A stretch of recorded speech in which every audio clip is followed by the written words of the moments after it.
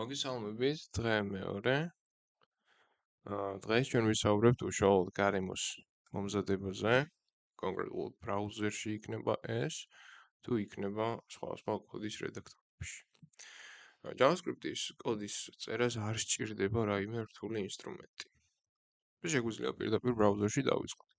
ამისთვის გვაქვს ორი ოპშენი, უნდა გავხსნათ თვითონ ბრაუზერი, ამ შემთხვევაში მე მაქვს Line Social Bros website-ი გახსნილი.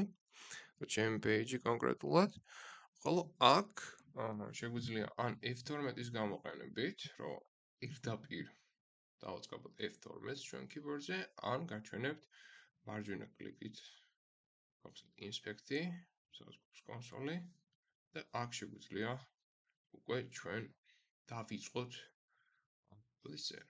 შესაბამისად გავხსნათ ჩვენი ბრაუზერი. კიდევ ერთხელ გავიმეორებ, ან დავაჭიროთ F12-ს, ან მარჯვენა ღილაკით გავაჭიროთ მარჯვენა ღილაკს, შემდგომ inspect-ი და შემდგომ გადავიდეთ კონსოლის ჩანართზე, რომელიც არის აქ. აქ შეგვიძლია ავკრიფოთ მაგალითად log მაგალითად წყლებში შეგვიძლია დავწეროთ hello JavaScript და შესაბამისად ვნახავთ, რომ enter-ზე დაკაპუნებით ვნახავთ, რომ რა values მივიღებთ კონსოლში. შესაბამისად თქვენ უკვე დაწერეთ თქვენი პირველი JavaScript-ის კოდი. უფრო კომპლექსური კოდირებისთვის დაგვრჩება კოდის რედაქტორები. ყველაზე პოპულარული არის VS Code, ანუ Visual Studio Code, ან კურსორი, რომელსაც ჩაშენებული აქვს უკვე თავისი AI.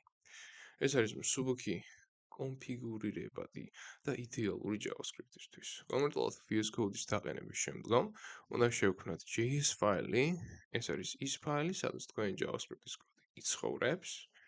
გამოიყენეთ ჩაშენებული ტერმინალი უშუალოდ VS Code-ის შიგნით, კოდის გაშლაშვებად და შემდგომ ანალოგიურად უნდა გავხსნათ ბრაუზერში.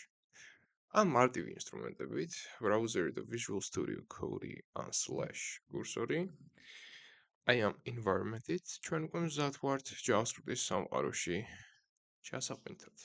მოდით ერთად გავაგრძელოთ მშენებლობა და შემდეგ ლექციაში ერთად დავწერთ ჩვენს პირველ JavaScript-ის კოდს.